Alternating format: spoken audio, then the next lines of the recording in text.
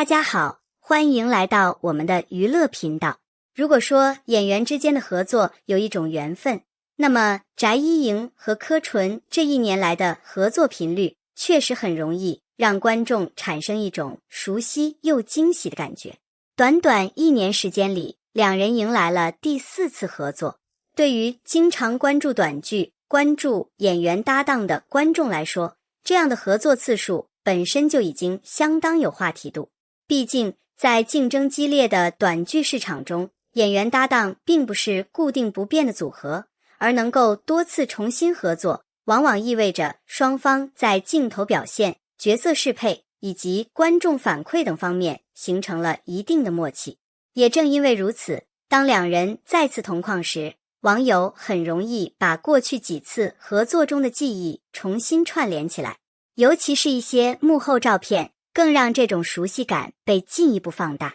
于是参映这个称呼也再次进入讨论。但这里有一个非常重要的区别，观众喜欢一对搭档的化学反应，并不意味着两人在现实生活中就是情侣。从目前能够公开确认的信息来看，两人的第4次合作可以被视为职业上的再次搭档，而那些可爱的幕后互动更适合被理解为演员之间熟悉之后形成的轻松相处氛围。至于现实中的私人关系，则不应该仅凭几张照片或几个动作进行确定。这或许也是这次重聚最值得关注的地方，不是急着给两人贴上某一种标签，而是看看他们为什么能够一次又一次地让观众产生期待。真正让这次合作引发讨论的，或许并不是4搭这个数字，而是那些看起来非常自然的幕后瞬间。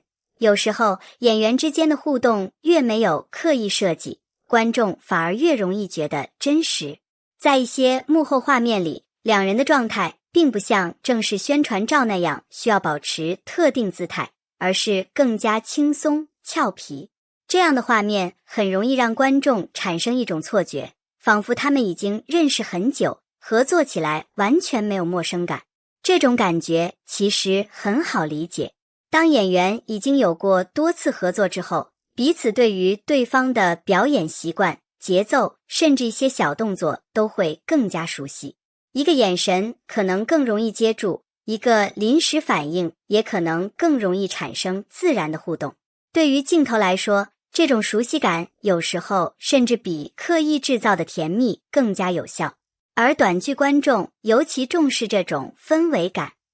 因为短剧的节奏通常比较快，人物关系需要在有限时间里迅速建立。如果两位演员本身已经拥有一定合作经验，那么他们再次搭档时，很容易形成一种观众熟悉的视觉记忆。这就是为什么有人会觉得他们两个站在一起就已经很有感觉。不过，有感觉和现实恋爱是完全不同的概念。前者属于观众对屏幕化学反应的感受，后者则涉及演员现实生活中的私人关系。两者不能简单画上等号。因此，与其把幕后照片解读成现实关系的证据，不如把它看成两位演员合作默契的一种体现。这不仅更加理性，也能够让观众把注意力重新放回作品本身。一个搭档能不能被观众记住，往往不只是看两个人长得是否登对，真正能够让观众持续关注的是两个人在镜头中形成的整体感觉。翟依莹和柯纯的多次合作，让观众逐渐形成了属于自己的搭档记忆。第一次看到他们同框时，也许只是觉得新鲜，第2次合作会开始注意两人的默契，第3次合作之后，观众已经能够迅速识别出这种组合的特点。到了第4次，期待自然就产生了。这也是参映受到讨论的重要原因。对于观众而言，这个称呼并不一定代表现实中的情侣关系，更像是一种对搭档组合的昵称。它承载的是观众对于角色、作品以及演员同框氛围的喜爱。这种现象在娱乐内容中其实非常常见。观众会因为一段剧情喜欢两个角色，会会因为演员之间的表演默契喜欢一组搭档，也会因为幕后花絮中的轻松互动进一步产生好感。但是真正成熟的追剧方式应该是把喜欢 CP 感和判断现实关系分开。我们可以大胆说，这对搭档真的很好磕，也可以说他们的互动太自然了。但如果进一步说他们现实中就是情侣，那就需要可靠的公开信息作为依据，而不是依靠照片、眼神或者网友猜测。这一区别看似简单，却非常重要。因为演员首先是独立的个人，其次才是作品中的角色和观众喜欢的搭档。尊重这一点，反而能够让喜欢变得更加长久。这个问题恐怕也是很多观众最想知道的。答案其实没有想象中那么复杂，至少从公开可确认的信息来看，两人最明确的关系是合作演员和多次搭档。两人在1年内多次合作，这说明他们在职业层面的合作频率比较高，也说明双方的镜头组合确实容易受到观众关注。至于现实生活中的关系，目前没有足够公开证据能够证明两人已经发展成为情侣，所以如果有人看到幕后照片后直接得出现实恋爱的结论，就需要保持一点谨慎。因为娱乐内容中最容易出现的一种误读，就是把看起来很亲近直接等同于现实中正在交往。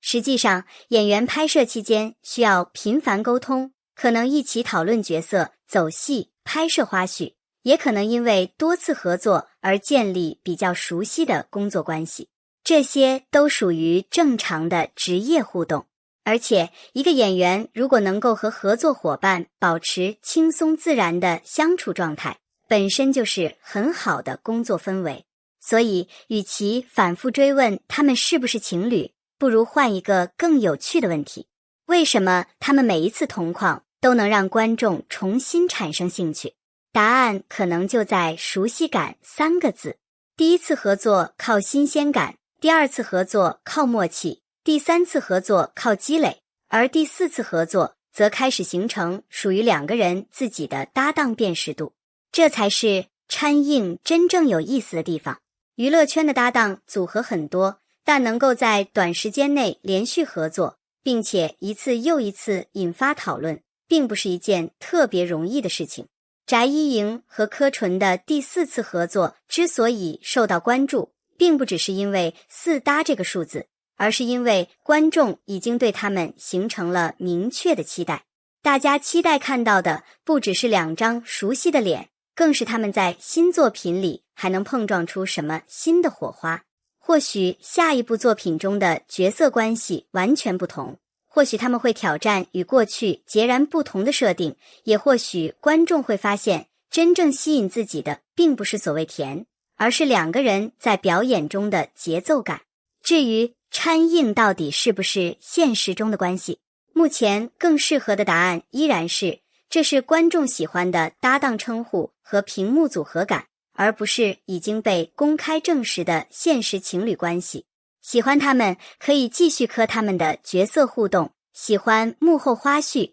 也可以欣赏他们自然可爱的相处状态。但与此同时，也要把作品与现实区分开来，因为真正长久的好磕从来不是靠夸张猜测维持，而是靠作品、表演和真实的化学反应。第4次合作已经来了，那么接下来最值得期待的，也许不是他们现实中有没有秘密，而是下一次镜头亮起的时候，2个人还能不能再次让我们发出一句怎么又这么有感觉？如果你也喜欢翟依莹和柯纯这组搭档，欢迎在评论区分享你的看法。你最喜欢他们哪一次合作？你觉得2人的默契来自哪里？是角色适配、表演节奏，还是多次合作之后形成的熟悉感？当然，也欢迎大家理性讨论，不把角色关系直接当成现实关系，用作品和公开信息来判断，而不是用猜测替代事实。感谢大家看到这里，也感谢每一位一直支持频道的朋友。如果你